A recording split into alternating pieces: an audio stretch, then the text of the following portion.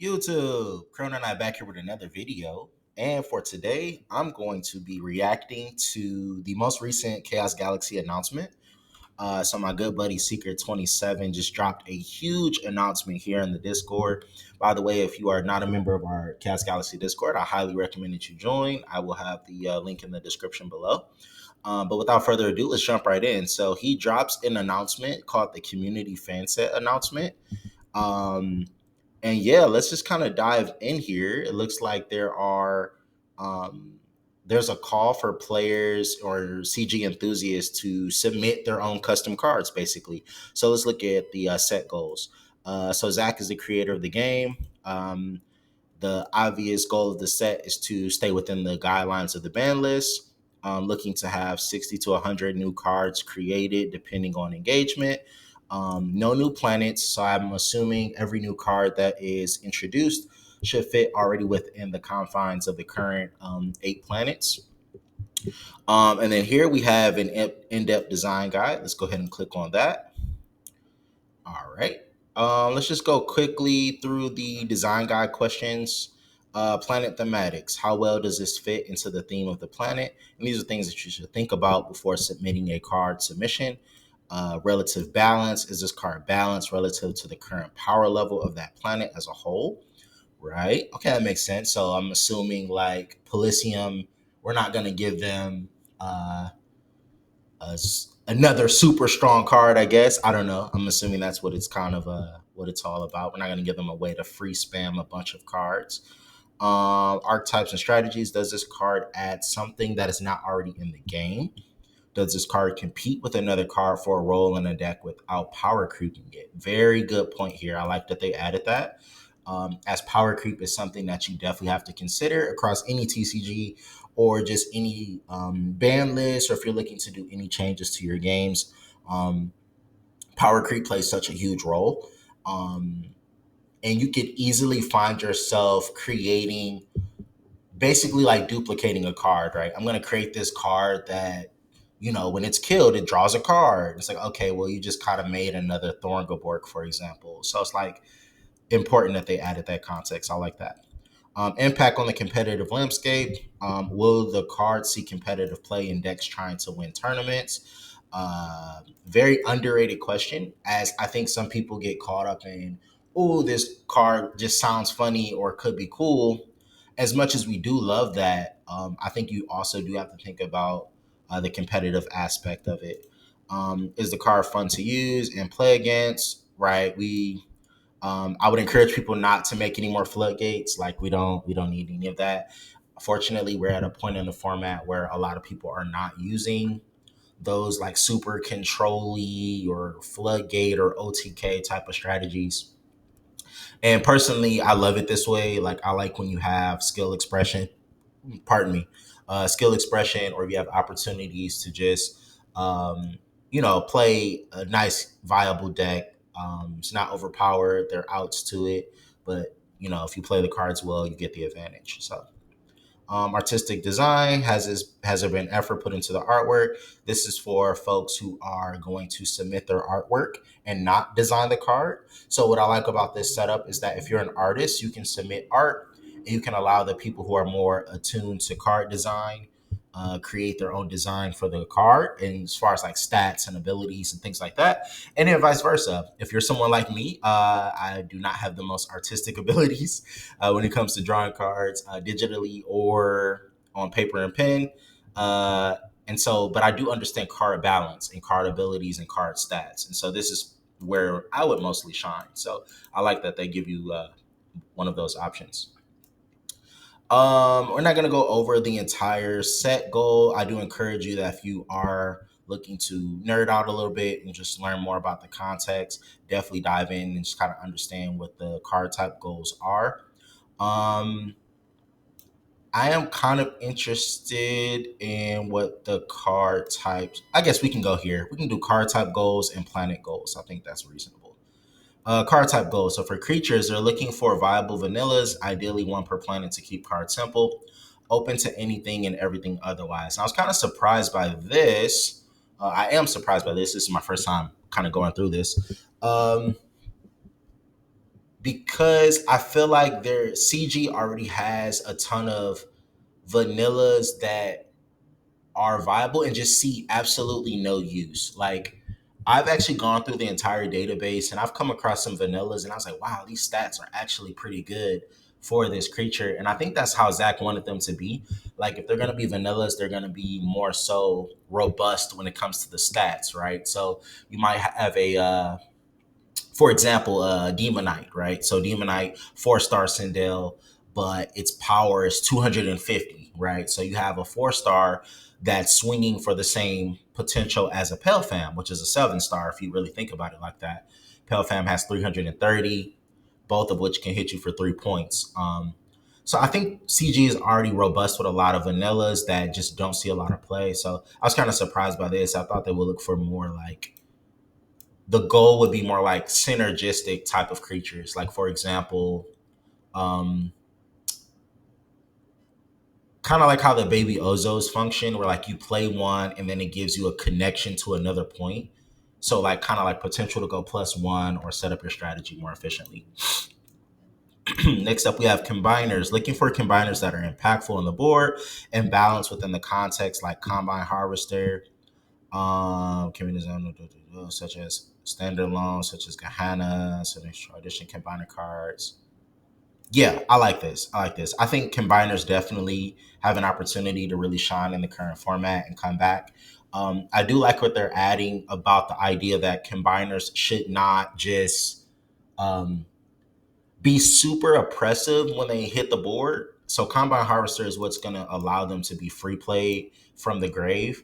And so you don't want them to come back from the grave and they have a good like on play ability. Like when they're played, something super impactful happens. Like, no, I think because they're already free, like, yes, they can benefit your strategy, but I don't think they should be too oppressive. And the thing that balances combiners in general is the fact that you need both pieces in your hand in order to play them.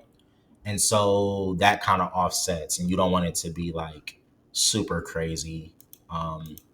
So yeah, I'm interested to see if people take a shot at designing some combiners.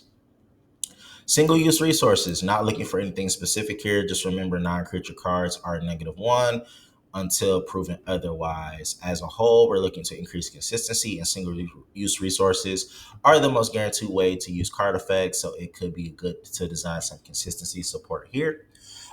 Single use resources, in my opinion, this would be a great opportunity for more. I guess the low hanging fruit would be like more searching type of cards, but I think more single use resources that bolster a certain type of play, if that makes sense. Like it's hard to really wrap my head around one right now, but I personally like single use resources over permanent resources because CG is very unique in the sense that you want your zones to be available so that you have the option to play more cards, whereas permanent resources are going to clog your zone. And so you have to spend more money in the form of stars in order to get more zones to play more cards. And so you kind of see how that's a little bit weird, where you kind of want something more streamlined. Like I slap it down, I get the immediate benefit, and then I proceed to something else. Okay, next let's go on to permanent resources. Looking for strong resources that justify the downside of needing a second resource zone, which is what I just mentioned. Looking for more planets that have permanent resources. Oh, more planet resource removal. I like that. I like that. I think if they're gonna adopt a lot of permanent resources or a couple in this new fan set, we definitely need more options to destroy permanent resources. Calamask is great. Croat Common is great because it's a single use resource that will snipe a card. Meteoroid Storm is not as used, but probably would see more play if more permanent resources become more popular. So I could see that. I think what makes a really good permanent resource is less about a lingering effect, but the opportunity to use a once per turn effect, if that makes sense. So, like, how can I put this? Like Deep Space Checkpoint, for example, is a permanent resource, but it just feels more like a floodgate. Like it's just a continuous lingering effect that if a player, I believe it's if they play a creature above 5 stars, they have to discard a card from their hand. And so it affects both players, but it's still kind of like, okay, it's just a lingering effect. Whereas I kind of would like something where, all right, I have a permanent resource. It's available if I need to trigger it once per turn, but I'm not like spamming it every single turn. Like, I don't know. I think that's kind of a cool concept. Um, and maybe I'll do my own design of a couple cards once I have some time to kind of just sit and think about them. Next, attachments. Not looking for anything specific here, just a mix of nice cards that can be attached to your opponent's creatures. Or your creatures would be nice. It'd be interesting if someone designed a card that was effective when attached to either player's creatures. It would make some skillful decisions in game. Speaking of which, a card that I'm really, really loving right now is Kopek's Helmet, which is an attachment card that you can use on either player's creature. And it says, when I attach it to that creature, if that creature leaves the field,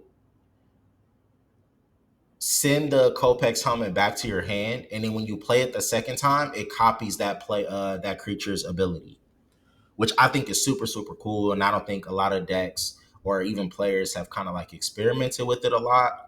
I personally have been, but just kind of locked into some tournaments right now, so I haven't had much time to just kind of like get into the lab and like cook up some decks. But I'm definitely having my eye on Kopek's helmet, and I would love to see more cards that are like that. Last for this section, activators. Looking for more activators that are more than just when your opponent does this, they don't do this. Interaction is one of the more interesting parts of CG. And interaction is so much more interesting when rather than just stopping a player's plans, you change the game state or even develop your own plans. I absolutely agree. And I absolutely love this concept. Instead of like, okay, you tried to do this and I just negate, like just stop you. Like I like where it's something like, okay, you try to do this. Oh, now you trigger this, and I can also do X. Like I could do something myself. Like, you try to summon a creature that's 4 stars or higher. Up, here's my activator. Now I get to summon a creature that's 4 stars or higher.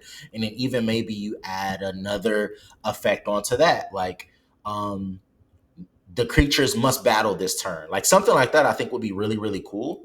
Um, where it's like you punish your opponent's play, but in the form of like creating a new strategy for yourself and not just stopping them and then going back to the original game state, if that makes sense. So I might have just made a cool activator just by yapping out loud, and I think that'd be kind of cool. So once again, I think it was something like if they play a creature, activate, you get to play a creature of equal stars from somewhere, hand, deck, grave, and then the two creatures have to battle this turn. So it kind of punishes them for playing a card, and if you have that available creature to counter them of equal stars, then you have opportunity to do that. I think that's kind of cool too. So yeah. All right, next we're gonna move on to the planet goals. So for the planet Shias, they're looking for some light buffs to their mill strategy that does not overlap with generic blue flame strategy. Absolutely agree with that. Do not buff the blue flames in any way, basically, and cards that can push Shias into a different direction. I really like this. I think what Shias is kind of missing right now is another core archetype. So the Blue Flames just got hit really hard on the ban list, so they're like virtually unplayable right now. Scoria and Mag Sprout was a nice core, but Mag Sprout got banned and Scoria got limited to one. So I think it'd be kind of cool if there was a maybe 2 to 3 card combination that just had some nice generic synergy around Shias. Nothing too crazy, but just something that gave it a nice bit of flavor and something that you can kind of rely on as far as like if I'm a Shias main, I really like playing these cards, for example. I'm gonna brainstorm that as well. Moving on to Barrow. Buffs to bugs, as is a very popular strategy. Yes, people definitely love bugs. Cards that support mono barrel and push some of their strong existing cards on the verge of play. Darkstone Beast was excellent. Humongous Creation. Tower of Barrack. I love all of those cards. Cards that follow that original game plan of building up resources and soaking attacks before flipping a switch. at the end to win in a couple of turns would be desired. Open to strong X Factor cards that make the opponent change how they play. Hmm.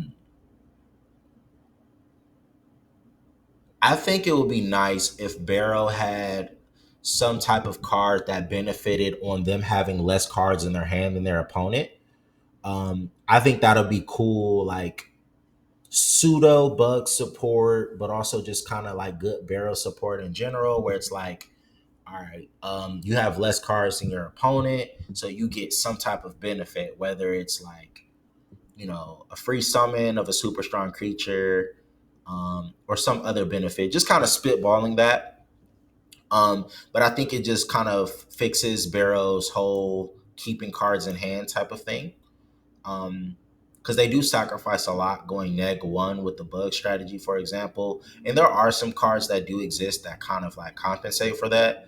But just a generic super support for Barrow with a low hand type of card, I think would be nice. Sindel, buff to their self mill strategy and mono variants rather than rainbow gas spam decks, open to Atomic and Skullcross buffs. If it pushes them to competitive levels, open to a new playstyle that aims to mill the opponent. Love it, love it, love it. Gatomics are my favorite archetype. If I were to immediately drop some Gatomic support, I would introduce a creature or a card that does not require the free play off of Gi, but still gets the benefit, and does not require the activator GHO. Um, I think that'll be really really cool. So it was almost how we wanted Gatomic Crystal to be. I believe that's what it is, Gatomic Crystal or Crystal, where it will free play one of your kill Gatomics. But the only thing is that all Gatomics have the clause that they only activate if they're free played off of Gi. And so it'll be cool if like you could revive a Gatomic and say treat it as if it was free played off of the ability of Gi. So now you're not just relying on the two activators, and you're not always relying on having Gi on the field or in your hand to kind of get things going. I think that'll be a very simple thing you can add to Gatomics that would kind of give it a little flair. Because think about that, one creature just kind of puts all the other creatures online. So if I have Gurple Green in my grave and I play this creature and I could free play Gurple Green as if it was free play by Gi, now I get to draw a card. Similarly, if I bring back Goka, now I get to treat it as if it was free play by Gi and I can pop a creature on the field. Gork, if I bring back Gork, treat it as if it was free play by Gi, and then I get to return an activator to my hand. So you see how like just introducing that one card or one creature in the form of a mechanic right there, um, just really turns the whole archetype online. I think that'd be super cool. So it's like just remake Crystal, honestly. Next is Sentient, open to buffs to Drangels and Utopanons that can turn them into engines or competitive decks, looking for Ozo buffs to push Ozo into a competitive level. And the strong to protect the weak. Very much open. Yeah, yeah. This is what I always felt like Sentient was missing. I felt like Sentient had like the whole planet archetype is the big guys are the ones who have to take the brunt of the attack, and the small guys are always protected by them. And if you can add on that the small guys add some other type of benefit to them, now you have a nice synergistic loop. And I always thought that that would be kind of cool. And ways that I tried to do this would be like using like the double-sided spear. So like the small guys, they survive and then they get to trade into another big opponent's creature. Um, Cleric is actually pretty nice where it protects them from resources, but I believe it's only effective for 4-star or lower. So I think it would be kind of cool if there were more just generic Syndian buffs, particularly in small creatures. So like stuff that's 3-star or lower that has some type of cool benefit to the rest of the board. Um, Drangels are interesting. I think Drangels have a nice thing going with their single use resource, which allows them to free play a Drangel from the deck by sniping a Syndian creature on the field. Um, Maybe if there was a way to bring on the Elite Drangel more often. Um, or if there was like a new variation of Drangel, I think that'd be kind of cool. I kind of look at Drangel as like the Dark Magician of Chaos Galaxy, if that makes sense. Or like Dark Magician is kind of like that staple uh, poster child card, and Drangel kind of is like that in my opinion. And I think it'd be cool if you could get a full competitive Drangel deck. So just my thoughts. Teklar, open to, oops, excuse me, sorry about that. Open to Kazakh support and a new archetype. It needs a new archetype. I do not want to see Kazakh support personally. Nothing with combiners. Like the Kazakh is just, it's just, like I see the idea. I think it just wasn't the best execution. Um, Teklar needs more cards that benefit off of each other. They also need more cards that set cards on top of the deck or fix that mechanic, right? Because if you're drawn for turn, sometimes that messes up the card that you wanted to stay on top of the deck. So maybe it's something where like instead of going to the top of the deck, it goes to the second, like it's the second card on the top of the deck, or you skip your draw phase, but you get to draw at the end of your turn instead of like during the turn. Something like that I think would be pretty cool. So it's like um I don't know, maybe it's like a creature or an activator, kind of like Lost Planet, but specifically for Teklar. Like instead of drawing a card, do something else, and then at the end of your turn, you get to draw a card. So now you get to use your Teklar combos. You get the combo off. I get to get my free play Steam Crank off the top. Pop my Hydron, Enderman's Telescope, do all this other fancy stuff, and then I get to draw a card, so it doesn't mess up the whole strategy. A lot of times it's weird. Like I've been trying to build Teklar decks, and it's like, all right, I want to draw, but I also want to keep the Teklar card on top of my deck that I just set there for the combo.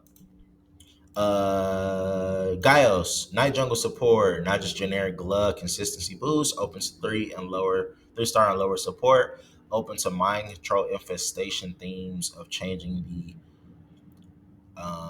open to Solar Master combos and Treasure Swamp. Yeah, Treasure Swamp, in my opinion, is very underrated. I would love to see more combos related to Treasure Swamp. And I'm actually not opposed to the mind control thing. Like, Guile's mind control as a deck was a very creative thing.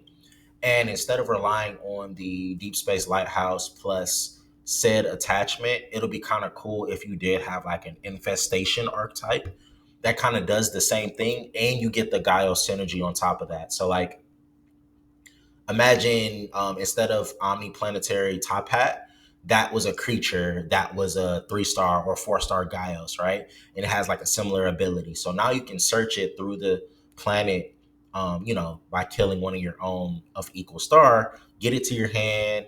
Now it maybe works in conjunction with another card, and now you have the mind control thing, but you also have more Gaios names, which I think was somewhat lacking when I was deck building. Like sometimes you kind of run out of like good targets because you want to make sure the star counts match so they can search each other. Like Giles' whole thing is about being super synergistic. I kind of would also like to see a card that benefits from the killed Giles creatures, like or the amount of Giles creatures on the board. Something like that is kind of cool. Like I kind of imagine like when a forest kind of grows out of control, that there's some other benefit added to that. Like Rootaboot does kind of boost your attack based on like, but Rootaboot I think only attached to that particular card. I think it'd be kind of cool if there was something that was like get some benefit based on the number of kill Gaios creatures that you have. So yeah. Next is Roka, open to Dust Rock support. I say new archetype. I say leave the Dust Rogs alone. I say we need a brand new archetype, something that does um, something kind of different, still work off of the mechanic of, if you look into their cards, something that can be disruptive. Um, but yeah, I think it should be disruptive in a different way. I think a archetype that locks the opponent out of a certain play based on what they reveal. Like that'd be kind of cool, actually. Now that I'm thinking about it, like imagine an archetype was like you play this creature and um at the end of your turn, right? Roka reveal. They reveal the card in their hand. Now, it could be obviously a resource, activator, attachment, or creature. And let's subtract creature for now. And let's say if they revealed a activator, resource, or attachment, then during their turn they can't play that type of card. Like that'd be kind of crazy. Like honestly, maybe that's a little too strong, but maybe that's what that X factor that Roka kind of needs right now. I think that'd be kind of sweet actually. Like imagine, all right, you revealed Galaxy Crash, and now you can't play any resources on your turn. So not only can you not play Galaxy Crash, but you can't play other resources, such as like Forces of Justice and Bone Ladder and stuff like that. And now you're kind of like locked into one dimension of play. So instead of like sniping the card from your hand, it turns that card into like a weakness. And I think that'll be kind of cool. And then similarly, like maybe there's a card where it's like if you revealed a creature, now you can't play creatures with that number of stars or higher. So it plays on the disruptive factor of Roka, but kind of in a different way, different from Dust Rocks. I think that'll be kind of cool. So feel free to steal that idea. Polysium, open to support of the big Polysium decks like mid-range crows and strategies. Very open to a new direction for the planet that isn't just big, beefy guys. However, it should still try to play with the planet synergy. Hmm. This is one that I thought would be kind of difficult to offer some type of like different direction for because the planet just focuses so hugely on that. Like the whole planet is centered around the small guys sacrifice themselves for the big guys. Um, let's think about this for a second here. So Crozen was your draw engine. Um, hmm.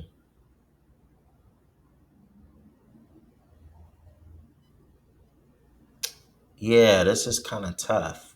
I think Polysium needs some like mid-star type of creatures, but I'm not sure what they would do. So like somewhere between like 4 to 6 stars, because you got your like 2 to 3 stars, and you got your 7 to 8 stars. But I feel like the 4 to 6 stars is like where it's kind of like lacking. Um, and I feel like I would have to kind of ponder on this one a little bit. I mean, you got Leviathan's Crown, like you got things that like keep the big guys alive.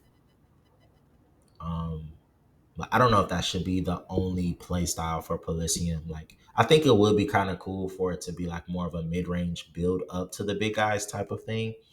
But I feel like that just plays so drastically different from the planet itself. Um, but for whoever is looking to cook up for Polysium, I think somewhere between 4 to 6 stars would be a nice addition.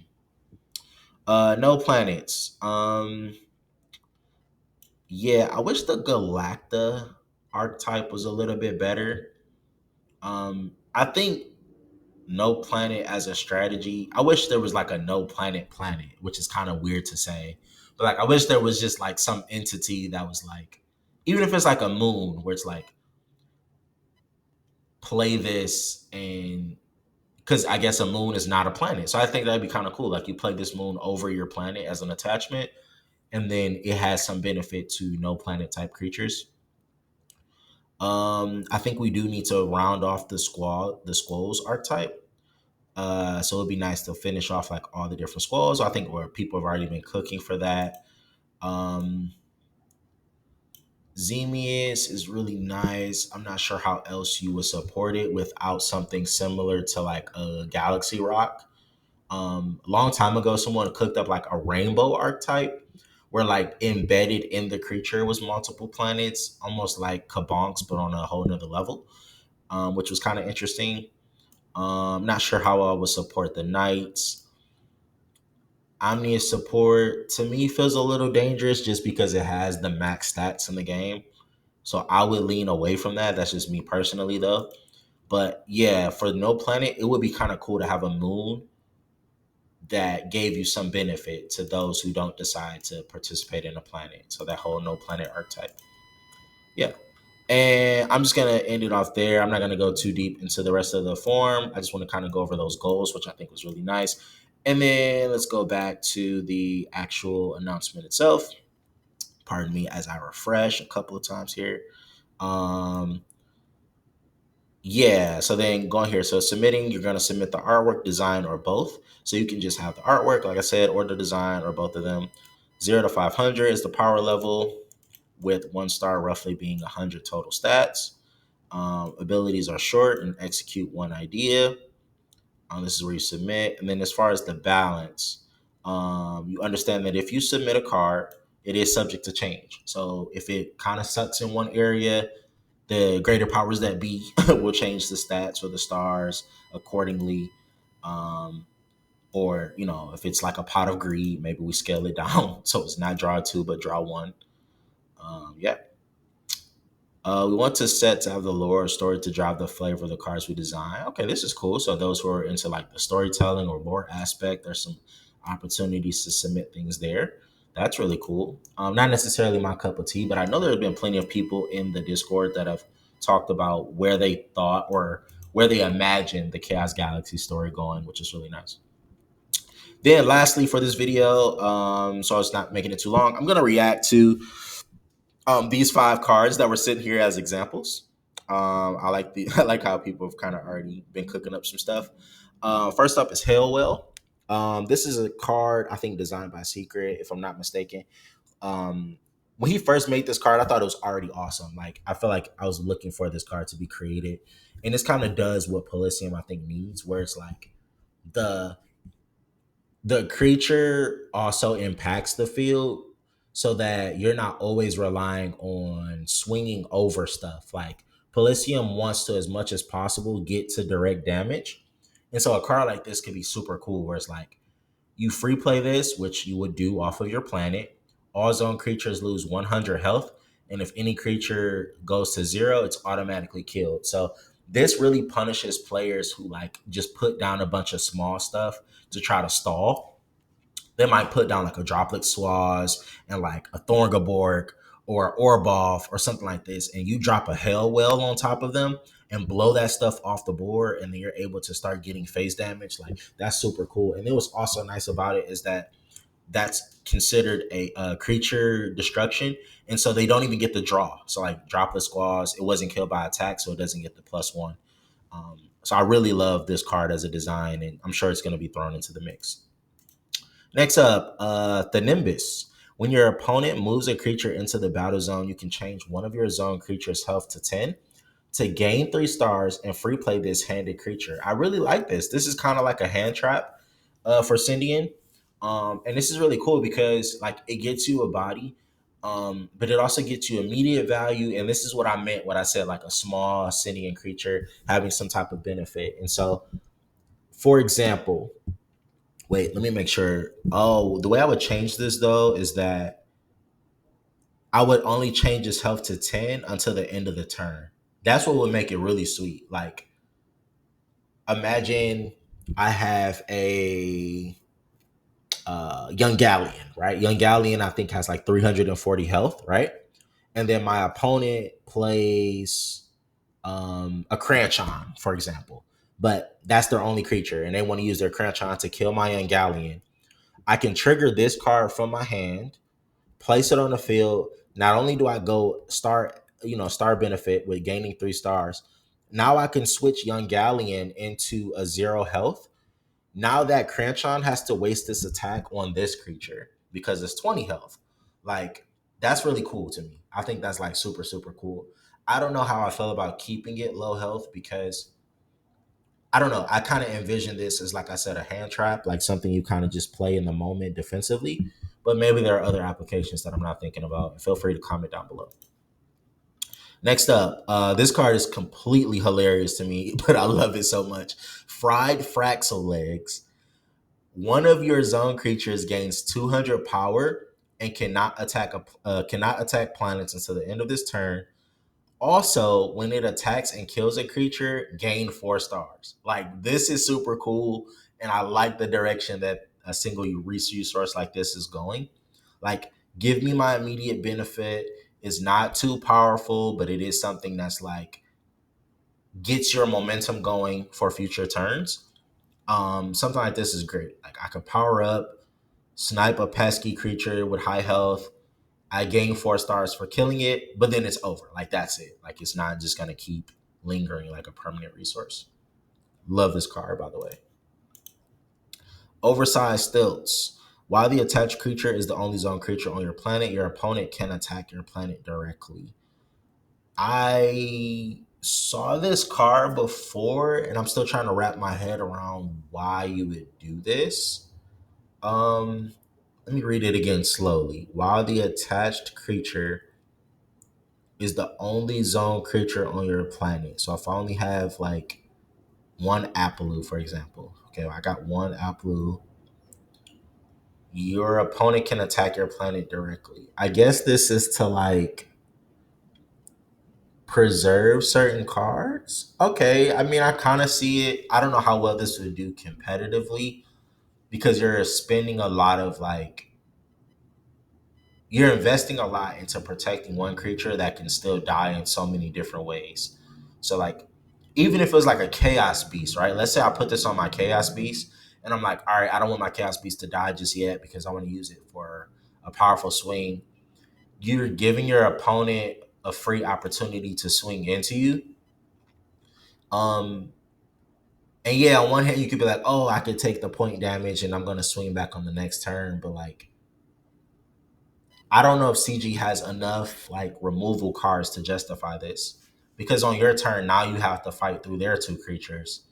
And then when it goes back to their turn, now they're just gonna get another opportunity to kill that creature that you either tried to protect, or they're just gonna attack you in your face again. And there's not enough like defensive utility, in my opinion, to justify this. Like yes, you can do okay, planetary field or beast of the black hole, but now you're allowing them to either get free damage, and this is from a competitive standpoint. You're allowing them to get free swings, or you're gonna burn your beast of the black hole on a set of cards that's like not as impactful that you could have just stopped regularly with creatures.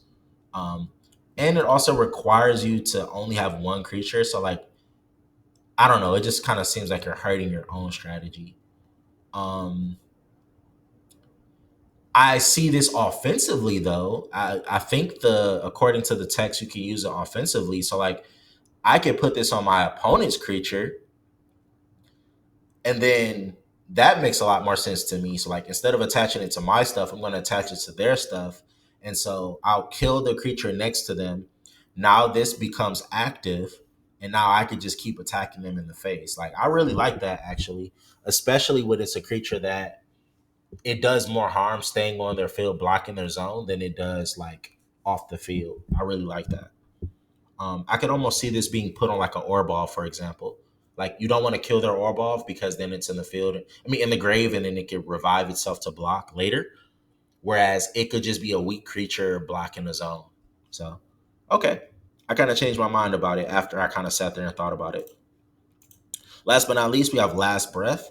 When one of your zone Roker creatures is killed, add one creature and battle zone to your planet and free play that creature at the end of your next turn. Remove those zones and any cards in them. I think at the end of your next turn is the. I don't know if I like the timing of the card. Like at the end of your next turn. Oh, okay. Well, okay. So if it just got killed and I free play it back, it's gonna die again at the end of my next turn.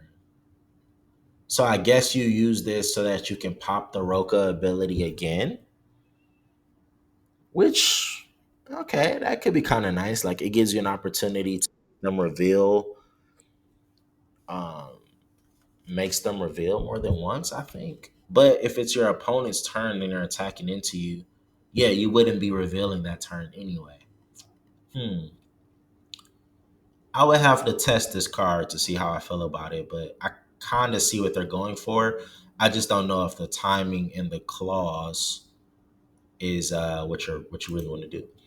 But yeah, without making this video too long, I'm gonna go ahead and end it right here. This is Chrono Knight once again, just checking out the new fan set announcement. Tell me what cards you're excited for, what cards you like out of these five examples. Will you be creating a card of your own? Please drop it in the comments below and let's get some discussion started.